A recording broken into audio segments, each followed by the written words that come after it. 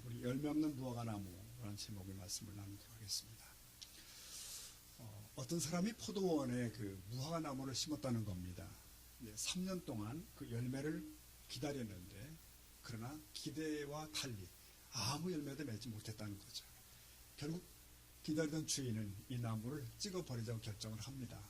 근데 포도원 지기가 나서서 간청을 또 합니다. 주인이여, 금년에도 참아주십시오. 열심히 가꾸겠습니다. 그리고 내년에도 안 되면 그때 자라도록 해주십시오라고 요청했다는 그런 내용입니다. 여러분, 이 비유를 보면 조금 이상한 것이 있습니다. 분명히 포도원이라고 했는데 이 포도원에 무화과나무가 심겨있다는 거예요. 좀 이상하죠. 그런데 찾아보니까 흔한 일은 아니지만 당시 때로 포도원에 의도적으로 무화과나무를 심는 일이 있었다는 겁니다. 그 얘기는 그 무화과나무에 주인의 특별한 기대가 있다는 뜻이죠. 뭔가에 대한 그 바람이 있는 겁니다. 그런데 불구하고 이 나무가 수년 동안 아무런 열매를 맺지 못했다는 거죠. 당연히 이 나무는 찍어버리게 되어 있는 것입니다. 자, 그러면 이 포도원 주인이 원하는 열매는 과연 무엇일까? 이 포도원 주인은 여러분 하나님을 상징합니다. 비유는 전부 상징으로 해석되잖아요. 이 포도원 주인이 하나님이신데, 그렇다면 그 하나님의 진정 여기서 원하셨던 열매는 무엇일까? 네. 이 그 내용을 알기 위해서 우리는 배경을 다시 한번 보도록 하겠습니다. 본문이 13절 6절부터 시작인데 그 앞부분에 보면 그 배경이 얼핏 드러납니다. 당시 이런 사건이 있었답니다. 유다 역사가인 요세풀스의 기록에 의하면은 어느 6월절 때인지 유대인 3,000명이 혹은 다른 6월절에는 2만 명의 유대인들이 제사 제물이 가축처럼 도살되었다는 것입니다.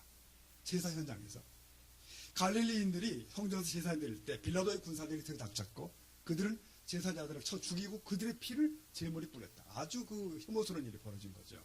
그런데 이 사건이 보도된 뒤에 소문이 널리 퍼졌는데 사람들은 수군수군하고 말이 많았습니다. 그들이 말한 일반적인 얘기는 그 제사자들이 뭔가 죄가 많았다는 거예요. 그러니까 그런 일을 당했을 거라는 겁니다. 그러나 주님은 그렇게 보지 않았습니다. 오히려 제자들을 향해서 너희도 회개치 않으면 이렇게 망할 수 있어 라고 경고를 했던 것이죠. 주님은 이 뜻을 재차 강조하기 위해서 당시 한 사건을 또 끄집어내셨습니다. 바로 그 실로암 망대 보수 중단 사건입니다. 이게 공사 중에 무너졌는데 거기 많은 사람이 치여 죽은 거죠. 역시 사람들은 그 소문을 듣고 수군대며 말하기를 하나님께 큰 죄를 지었기 때문에 대가로 몹쓸 죽임을 당했을 거야 라고 얘기를 했다는 거예요. 그런 사람들의 생각에 대해서 예수님이 반박을 하신 겁니다. 그런 죽임을 당한 사람들이 너희보다 죄가 많은 것이 아니라는 거예요. 네. 그러면서 그 말미에 13장 5절에 이렇게 덧붙인 거죠. 자, 너희에게 이르노니 한번 읽어보실까요? 아니라 너희도 만일 회개하지 않으면 다 이와 같이 망하리라. 네. 그들이 특별히 죄가 많은 것이 아니고 너희가 더 나은 것이 아니라는 거죠. 너희도 회개치 않은 자들이면 언제든 이런 일이 있을 수 있다 말씀하셨는데, 여러분 사람들은 보통 뿌리 깊은 그 두려움이 있습니다. 인과응보의 사상이죠. 그러니까 모든 잘못된 일은 다 죄값이야, 그런 생각들. 이 생각이 어떤 문제를 일으키냐면은 그럼 나는 지금 별 문제가 없고 저 사람은 어떤 문제가 있어. 그러면 저 사람은 문제가 있는 거고 나는 아무 문제가 없는 거야. 이렇게 이상한 생각을 하게 되는 거죠. 곡해합니다. 사실은 우리 모두 하나님 앞에서 다 허물이 많고 회개하고 돌이켜야 될 존재임에도 불구하고 이런 엉뚱한 자기의식에 빠지게 되는 것을 주님은 경고하시는 거예요. 그런데도 사람들은 주님의 마음을 이해하지 못합니다. 받아들이지 않은 것이에요. 그래서 주님은 오늘 이 비유를 또 끄집어내십니다. 이게 바로 열매 없는 무화과나무의 비유입니다. 그래서 이 비유가 첫 마디가 13장 6절 보면 이렇게 시작되죠.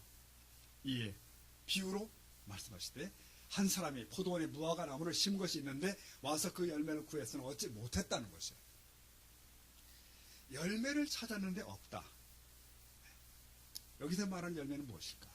당연히 이 흐름상 볼 때 너희도 회개치 않으면 이같이 망하리라. 그리고 이 비유를 끄집어내셨다면 이 열매는 무엇입니까? 회개입니다. 주님이 기대하시는 열매는 바로 회개예요. 7절 보면 이어서 포도원 지기에게 주인이 이렇게 말했습니다. 내가 3년을 와서 이 무화과나무에서 열매를 구하되 얻지 못했는데 찍어버리라. 어찌 땅만 버리게 하겠느냐? 라고 묻습니다. 주인은 이 무화과 나무를 특별한 은총 가운데 심어 놓았고 그리고 열매 맺기를 기다린 거예요. 여러분 이제 지금 무화과 나무를 좀 잘 한번 좀 이해를 해보십시다.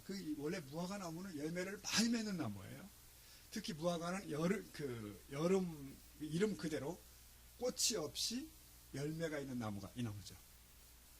자, 겨울이 지나고 봄이 되면 겨울 내내 앙상했던 그 가지들에서 연한 잎이 피어나면서 그 3월경부터 첫 무화과 나무 열매가 맺히기 시작합니다.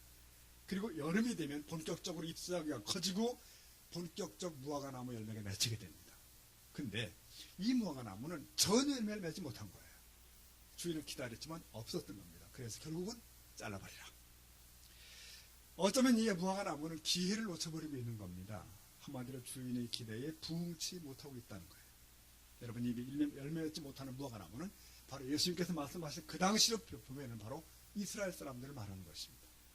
그러니까 하나님이 택하셨고 부르셨고 선민으로 삼으셨고 가나안 땅에 심으셨고, 그랬는데 그들이 깨닫지 못하고 부응하지 못하는 거예요. 오직 그리고 그냥 폐역하는 길로 가는 이스라엘 백성들, 그들을 열매 맺지 못하는 사람들이라고 봤던 것입니다. 여러분, 예수님의 생애 가운데 무화과 나무와 관련된 사건이 있는 거 기억나시죠? 마지막 주간에 주님이 베단이라고 하는 동네에 오셨고 거기서 한 무화과 나무를 보시고 그 앞에 가셨습니다. 막 나뭇잎을 두치면서 열매를 찾으셨어요. 없었습니다. 주님이 그때 그 광경을 보고 있는 제자들에게 이 말씀하셨어요. 나무를 가리키며 너는 이제부터 영원히 열매를 맺지 못하리라. 그랬는데 며칠 후에 다시 그 길로 오다 보니까 말라버린 게 나무가 다. 자, 그 사건. 근데 그때 그 저자인 마가는 이렇게 썼습니다. 이는 무화과의 때가 아님이라. 명확하게 그렇게 말합니다. 무화과의 때가 아니었다는 거예요. 그러면 무화과의 때가 아니라서 무화과 열매를 맺지 못했는데 열매가 없다고 나무를 저주해? 이게 무슨 일이냐는 거예요. 그래서 이 광경을 본 앤티 기독교인들이 이 본문을 가지고 많이 욕합니다. 예수가 이상하다는 거예요. 잔인하다는 겁니다. 여러분, 잘못 이해한 겁니다. 이겁니다. 이 무화과 나무는 4월부터 10월까지 열매를 집중적으로 맺습니다. 그리고 그 나머지 기간은 다 우기철인데 우리 말하면 이제 겨울철이죠. 6개월의 우기 동안 무화과 나무는 앙상한 채 겨울을 보내게 됩니다. 그리고 이듬해 6월쯤 3월쯤 되면 조그만 잎사귀와 함께 첫 열매인 무화과를 맺게 되거든요. 근데 이때 처음 열리는 그 첫 열매와 그 다음부터 열리는 본격 열매는 달라요. 전혀 다릅니다. 이때 처음 열리는 무화과 나무의 열매를 파괴라고 부른다. 파괴라고 불러요. 첫 열매가. 그러면 그부터 열리는 것은 테나라고 부릅니다. 전혀 다르죠. 파괴와 테나. 우리 한국 성경에는 전부 무화과 나무, 그냥 무화과라고 얘기해버려요. 그냥. 그러니까 해석할 때 혼돈이 온 겁니다.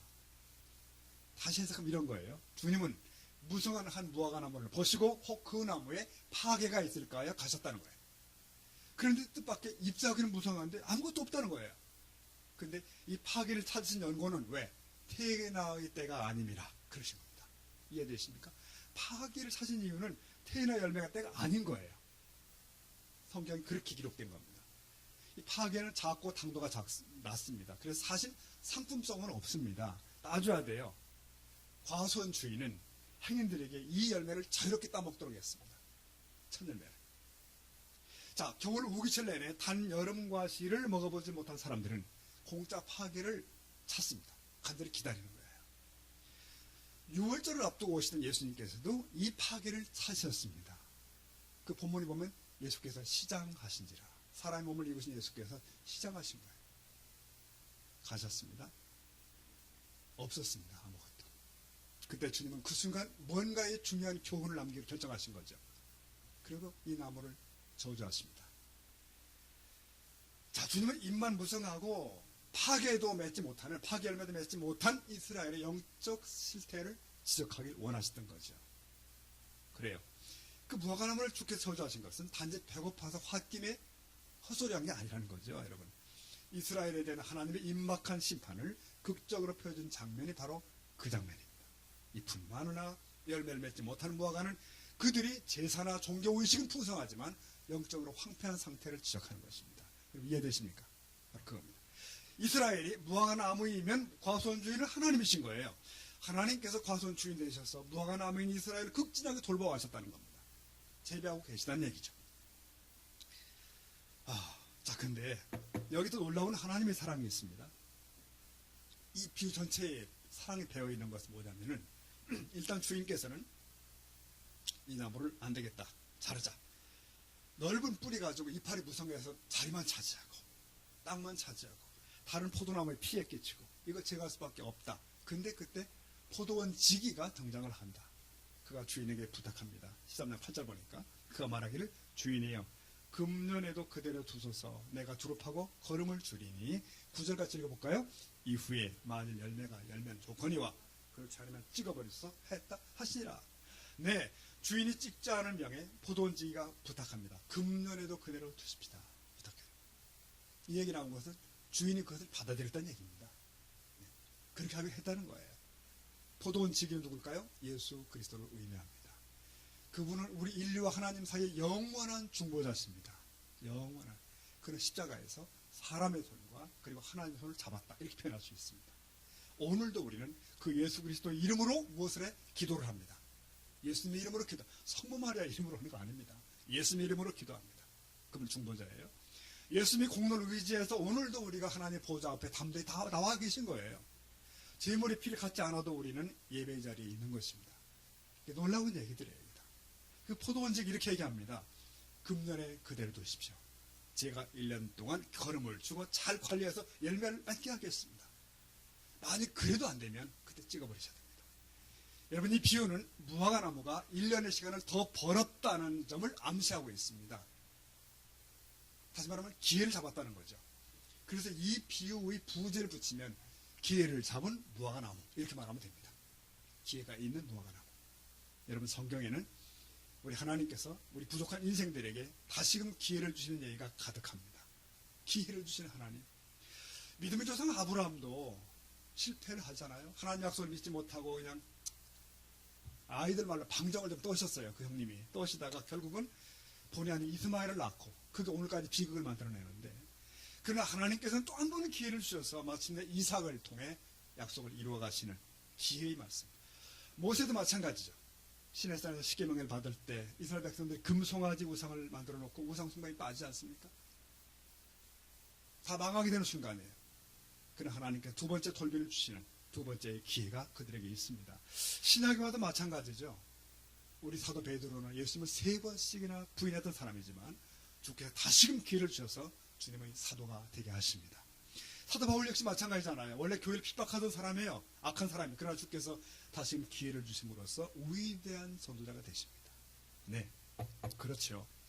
우리 하나님은 그와 같은 방식으로 오늘도 우리에게 다시금 기회를 주시는 하나님을 우리가 믿습니다. 비록 실패했지만 또 한 번의 기회를 주신다니까요. 비록 주님을 실망시켜드렸지만 다시금 기회를 주십니다. 우리는 이 하나님 놀라운 은혜를, 기회의 은혜를 잊어서는 안 될 줄로 믿습니다. 우리 주님은 여기 보니까 단순히 심판의 때를 늦춰달라고만 요청한 게 아니에요. 본문에 보니 내가 푸릅하고 거름을 줄이니, 이거 무화과나무를 더 정성껏 돌보겠다고는 선언입니다. 이번에는 열매를 반드시 맺을 수 있도록 돕겠다는 거예요. 그런데 여러분, 이게 무제한의 시간은 아닙니다. 13장 9절 그 말하길 이후에 만일 열매가 열면 좋거니와 그렇지 않으면 찍어버리십시오 라고 했다 하시니라. 네, 그래도 열매를 맺지 못하면 이제는 할 수 없이 찍어버릴 수밖에 없다, 이 말. 여러분, 그렇습니다. 기회는 귀한 거죠. 그러나 기회가 언제까지 다시 주어지는 것이 아니기 때문에 기회라고 그럽니다. 더 이상의 기회가 없을 때가 있죠. 그래서 우리는, 성도인 우리는 오늘이 혹은 금년이 마지막 기회라고 생각하고 최선을 다해서 열매를 맺는 삶을 살아야 될 줄로 믿습니다. 성도 여러분, 여기는 우리는 새 이스라엘이고요. 우리 각각이 다 무화과나무 한 그루씩이에요. 내가 무화과나무라고요.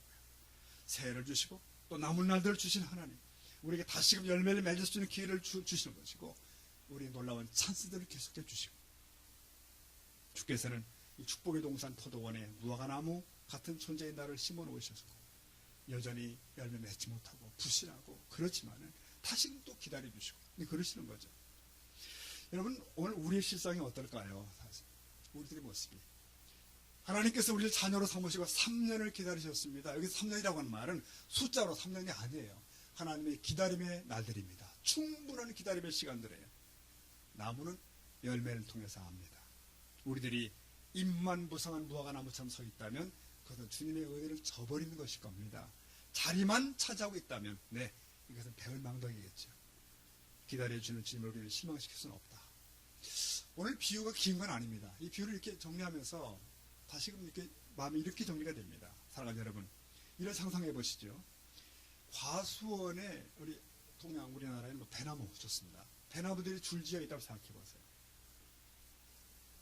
겨울엔 조용하죠. 봄이 왔습니다. 과꽃들이 하얗게 피어납니다. 얼마나 화려한지 과꽃이. 그리고 여름이 다가옵니다. 줄기에 무성한 이파리들이 피어납니다. 그러나 그 과수목은 화려한 꽃 때문에 존재하지 않습니다. 그 과목은 이파리들을 무성하게 피우려고 있는 게 아닙니다. 뭐죠? 열매입니다. 과실, 배 열매예요. 그러면 여러분, 우리의 인생은 왜 있는 겁니까? 우리들의 인생은 왜 있는 것일까요? 누구는 화려한 꽃을 피우기 위해 삽니다. 보니 대단한 이력을 키우고 사람들의 인기를 구하고 박수를 구하는 거예요. 누구는 무성한 잎을 피우는데 집중합니다. 큰 집을 짓고 부자가 되고 힘을 갖고요. 여러분, 그러나 인생은 그런 것을 위해 존재하지 않습니다. 꽃도 아니고 잎도 아닌 열매를 위해 존재하는 줄로 믿습니다. 열매.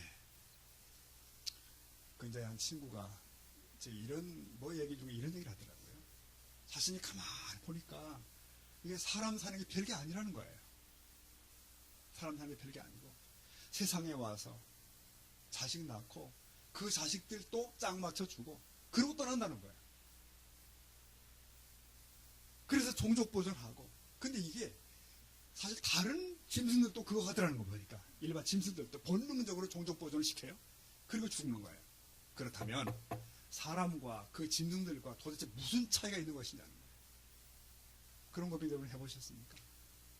도대체 본질적으로 무슨 차이가 있냐는 거예요. 공자는 만년에 그런 말 했다죠. 50세에는 하늘의 뜻을 알았다.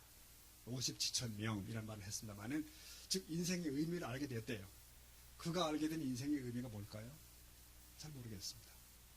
그럼 여러분의 인생의 의미는 무엇입니까? 참 어려운 질문입니다. 그러나 성경에 선명한 답이 있습니다. 여러분, 사람과 다른 동물들과의 근본적 차이를 아시죠? 사람만 하나님의 형상이 이 안에 있습니다. 여러분 믿으십니까? 그러니까 하나님의 모습을 이 안에 투영하고 있는 거예요. 즉 하나님의 파트너로서 그와 교제하며 그와 뜻을 함께해서 이루어낼 과제가 있다는 것입니다. 사명. 그게 사람의 존재의 이유예요. 자, 태초의 에덴에서 창조주께서 사람에게 주신 사명을 보면 우리가 감을 잡을 수 있습니다. 창세기 1장 28절 보니까 하나님이 그들에게 이렇게 말씀하셨죠. 복을 주시며 하나님이 그들에게 이르시되 생육하고 번성하여 땅을 충만하라 그랬고요. 그럼 읽어보실까요? 땅을 정복하라. 바다의 물고기와 하늘의 새와 땅에 움직이는 모든 생물을 어떻게 다스리라 그 말씀하시죠. 하나님의 피조세계를 하나님의 대리인으로서 경작하라, 관리하라, 다스리라 이렇게 말씀하십니다. 즉 하나님의 동역자로서의 가치. 근데 물론 그 이후에 사람은 범죄했고 그 사명은 고사하고 신분마저 다 상실하죠. 그러나 하나님은 포기하지 않으셨고 사람의 신분을 다시 회복시키기 원했습니다. 어떻게? 사람의 죄를 독생자로 하여금 대신 치르게 하시고 그리고 사람을 용서하시고 다시 통역자로 그 자리에 앉히시는 거예요. 그래서 사도 바울은 말하기를 누구든지 그리스도 안에 있으면 뭐죠? 새로운 피조물이라는 겁니다. 옛사람 아니라는 거예요. 새로운 존재, 새로운 사명의 회복이 있다는 것이죠. 네, 성도 여러분, 예수를 구주요 주님으로 믿는 우리는 아담이 상실했던 그 원위치를 이미 회복한 자인 줄로 믿습니다. 이게 우리의 신분이에요. 다시금 하나님의 파트너가 됐다는 거죠. 그 의식을 가지고 그 사명을 가지고 이 세상에 존재합니다. 우리는 단지 자식이나 낳고 누가 밥을 더 오래 먹다 하나 내게 하고 이런 거 아니라는 거죠. 그렇게 땅에 머물다가 속절없이 흙에 묻히는 거, 그거 사람이 아니라는 거예요. 다시 정리하면 우리는 이파리나 무성하려고 있는 게 아니고 꽃이나 화려하려고 있는 게 또 아니라는 겁니다. 사명을 위해 존재한다. 그것을 향해 필요한 것들, 열매. 오늘 본문에서 열매가 자꾸 나오는데 열매가 과연 뭐냐? 그냥 성경 문자 그대로 찾아가 보면 열매라는 단어가 많이 나옵니다. 근데 어떤 열매들이 나오는지 한번 보시면 이런 열매들이에요. 회개의 열매가 오늘 본문 다루고 있고요. 그 다음에 입술의 열매라는 말 들어보셨죠? 네, 찬양, 기도 이런 것들입니다. 그런가 하면 화평의 열매가 또 성경에 나옵니다. 화평의 열매. 그런가 하면 여러분 우리가 살면서 의의 열매를 맺혀나 말씀 나오고요. 구령의 열매, 전도겠죠. 구령의 열매도 나오고, 그리고 그 중요한 성령의 열매도 나옵니다. 성령의 열매. 우리는 반드시 생존하는 동안 이 귀한 열매들을 맺어야 된다는 기대가 있다는 것이 우리에게. 근데 그 열매들 중에 첫 번째의 열매인 파괴라고 하는 첫 번째 무화과나무 열매가 뭡니까? 바로 회개입니다. 오늘 본문에서 말하는 것입니다. 이 회개란 기존의 마음을 부숴버리고 완전히 새 마음으로 돌이키는 관문일 수 있습니다. 관문. 하나님이 주인 되시지 못한 생각과 가치관 완전히 벗어버리고 하나님 온전히 주인 되시는 생각을 회복하고 그런 세계관을 움켜쥐고 영혼을 준비하며 사는 삶으로 들어가는 그 길목에 회개가 있어요. 첫 열매라고요. 그러므로 이 신앙의 이 열매를 맺는 문제는 인생의 사활에 걸린 문제라 볼 수 있습니다. 사활이 걸렸다고요. 여기 포도원에 심은 포화과나무, 무화과나무 얘기는 문자적으로 유대인 말하지만 이스라엘 말하지만 영적으로는 물론 오늘 교회 안의 사람들 말하는 것이라고요. 우리들이죠. 이들은 온갖 영적 혜택 속에 있지만 아직도 참 신앙을 갖지 못한 사람일 수도 있다는 것입니다. 왜 열매를 맺어야 되는가? 포도원이 교회라면 하나님께서 우리를 교회 안에서 특별 대우를 하시고 계시기 때문에 그렇습니다. 그런데도 열매 맺지 못하면 스스로 버림을 당할 수 있는 위협 속에도 있는 것입니다. 위험 속에서도. 지난 주간에 그 신문에 이런 글 나온 거 보신 분들 계실 거예요. 불교의 지도자인 조계종 총무원장이 다들 모인 자리에 그런 얘기를 했다고 보도가 되었어요. 뭐냐면 불교가 지금까지 50여 년간 우리 사회에 기여한 게 뭐가 있냐? 그러면서 육사 생도들은 민족 위에 목숨을 바쳐 충성하는 군인 정신이 있다. 그런데 도대체 우리는 중 정신이 없다. 라고 지목을 한 겁니다. 중정신을 말 듣고 저 처음에 픽 웃다가 이 말이 예사롭지 않다는 걸 생각했어요. 이게 예사로운 게 아니다. 왜? 나는 목사로서의 정신을 바로 갖고 있는 것인가? 목사 정신. 처음 목사하면서 받을 때 그 초심을 키워가고 있는 것일까? 아니면 많이 흐트러진 것일까? 이런 질문을 안 할 수가 없는 거죠. 그 스님들이 우리가 죽은 정신이 없다고 얘기한다면 성도 여러분, 우리는 그리스도인 정신을 제대로 갖고 있는 것일까요? 바른 교인으로서 바른 교인 정신을 가지고 오늘을 사는 것일까? 하는 질문을 하셔야 됩니다. 다들 제정신이 아닌 세상입니다. 지금. 네. 제정신들이 아니에요. 근데 이게 오늘만 그런 게 아니고 기원전 6세기 이사야 선지자 말하기를 이렇게 우리는 다 양 같아서 각기 제 길로 갔거늘 뿔뿔이 부서 흩어지고 있는 하나님 벗어난 인생들은 다 제 길로 갑니다. 뿔뿔이. 그런데 한 하나님을 섬기며 하나의 성경을 따라 사는 우리들인데 그런데 신앙생활을 하는 거 보면 너무 제각각이다. 제각각의 패턴이 있어요. 신학이 제대로 한 목사님이 그런 얘기를 하는 걸 듣고 웃었어요. 근데 뭐냐면 이게 목회를 쭉 하다 보니까 여러 모양의 교인들을 본다는 거예요. 여러 모양의 교인들. 예를 들면 그거 한 얘기입니다. 어떤 이는 찬양은 정말 열심히 한다는 거예요. 뜨겁게. 근데 기도는 전혀 안 하는 패턴 갖고 있더라고요. 이게 어떻게 공존할 수 있는지 모르겠다는 거예요. 어떤 이는 예배는 절대 빠짐이 없다. 따박따박 예배 참석하는데 성도의 교제는 아예 없는 거예요. 그러니까 늘 바람과 같이 사라지지 옆에 사람 인사도 안 한다는 거예요. 그게 어떻게 가능한지 모르겠다고. 그래서 그분 얘기는 헌금 생활도 희한한 패턴이 있다고. 어떤 이는 다른 사람 대접에는 너무 풍성해요. 돈을 전혀 아끼지 않는 참 좋은 미덕이죠. 아주 풍성합니다. 근데 헌금은 너무 인색하다. 자기가 봐도 너무 인색하다는 거예요. 어떤 분은 11조는 꼬박꼬박 내시는데요. 네, 감사한 거면 1년 내내 단 한 번도 안 내시더라. 무슨 신념처럼 그렇게 산다는 거예요. 신념처럼. 뭐 그 외에도 많겠죠, 여러분. 사랑하는 여러분, 한번 생각해 보시죠. 나의 신앙생활은 정말 바른 것일까? 나는 말씀을 따라 사나? 내 생각을 따라 사나? 난 균형이 있을까? 내 신앙생활의 강점은 뭔데 사실 약점은 또 뭘까? 취약 부분은 뭘까? 내가 말씀에 순종하는 부분은 분명히 있을 터인데 불순종하는 부분은 뭘까를 생각하셔야 하는 거예요. 그리고 바로 그 부분을 고쳐나가고 그 약점을 보강해 나가셔야 돼요. 그냥 교회 세월을 축적하는 게 다가 아니고 한 주씩 세월이 간다고 하는 것은 그만큼 변화한다는 것이고 그만큼 전진한다는 뜻이죠. 여러분 믿으십니까? 근데 이런 것을 이렇게 상상해 보십시오. 여러분, 바퀴가 4개 달린 수레바퀴가 있다고 하십시다. 이게 수레. 이 4바퀴가 고르게 쫙 굴러갈 때 전진합니다. 이게 우리의 신앙생활이에요. 근데 바퀴는 뭐냐? 예를 들면 이쪽 바퀴는 말씀, 이쪽은 기도, 이쪽은 전도, 바퀴, 이쪽은 교제라는 바퀴, 교제 이렇게 있다고 하십시다. 근데 이 바퀴가 좀 잘 돼야 되는데 어떤 일을 보면 이 4개가 있긴 다 있는데 4개가 너무 부실하고 너무 작은 거예요. 그러니까 이게 전진하는 건지 기다리는 건지 알 수가 없는 거야. 그런 상태도 있는 거예요. 그런가 하면 딱 한 것은 바퀴들이 건실해요. 크고 3개가. 하나는 너무 부실한 하나가. 그러니 이 수레가 제대로 움직일 턱이 없는 거예요. 어떤 일은 2개가 부실해요. 2개는 너무 좋은데 맴돌기도 하고 제자리 걸음도 있고 그런 거예요. 이해되시지 않습니까, 여러분? 그래서 우리는 다른 이가 아니라 그저 나의 영적인 실체를 늘 돌아볼 필요가 있습니다.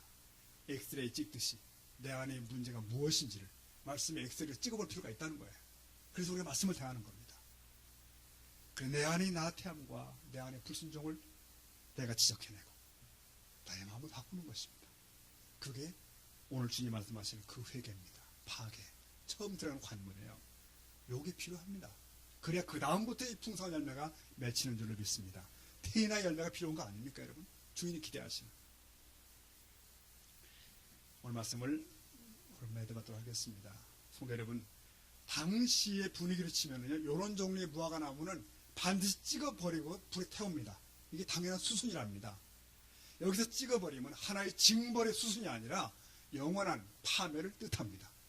주께서 놀랍게도 이 비유 가운데 이 단어를 쓰신 건 놀라운 얘기예요. 하나님의 인내가 끝날 때 가야 되는 심판의 최후성을 단호하게 말씀하신 거예요. 그러므로 우리는 긴장하셔야 됩니다. 저와 여러분은. 물론 감사해야 됩니다. 왜? 기회가 있기 때문에. 오늘날 현대에는 이제 큰 배들이 이렇게 바로 부두에 접안할 수 있잖아요. 깊은 접안 딱 붙이. 근데 고대는 그게 안 되는 것이 수심이 낮으니까 다 멀리 있고 수심이 깊어지는 밀물 만조 때 빨리 그때 들어오는 거예요. 항구로. 이렇게 항구 근처에서 밀물대를 기다리는 배를 라틴어로 말할 때 오포르투라고 그런다네요. 오포르투. 이 오포르투라는 이 배는 밀물대 막 들어가려고 딱 기다리고 있는 것이고 그때 놓치면 안 되기 때문에 선원들은 정신을 바짝 차리고 순간을 기다리는 거예요. 이 단어에서 영어의 기회란 말이 나왔다네요. 기회, opportunity, opportunity, 기회. 여러분 그래요? 우리 인생사에서 기회는 중요하죠. 기회는 순식간에 지나가기 때문에 정신 차리고 붙들어야 되는데 여러분 세상의 기회는 대부분 놓치면 그만일 때가 많습니다. 그만. 인간 관계에서도 실수하면 낙인을 찍혀버리고 회복 불능의 관계가 되기도 합니다. 그런데 그때 사단 마귀는 우리에게 말하기를 너의 인생은 틀렸다. 모든 것이 끝이다. 하나님도 너를 안 볼 거야. 이렇게 나갑니다. 그러나 오늘 말씀은 무엇입니까? 오늘 말씀은 오늘 다시금 우리를 불러주시고 새로운 기회를 주시는 하나님의 놀라운 용서와 사랑을 오늘 비유로 말씀하고 있는 거예요. 그 증거가 뭐죠? 오늘 우리에게 아직 시간이 있다는 겁니다. 우리에게 아직은 건강이 있습니다. 우리에게 아직은 교회가 있습니다. 우리는 기도할 수 있고요. 예배할 수 있고 봉사할 수 있습니다. 그리고 무엇보다 지금도 우리를 사랑하시고 하나님 보좌 우편에서 우리 이름을 부르며 중보하시는 주 예수님이 계십니다. 네, 때문에 우리가 소망이 있는 거예요. 여러분 새해로 주어진 우리 금년 그래서 열매를 다시 맺어가는 우리가 될 수 있길 바랍니다. 여러분이 남은 날들은 정말 열매 때문에 존재하는 그런 복된 날 될 수 있기를 우리 주님의 이름으로 축복합니다. 우리 함께 기도하시겠습니다.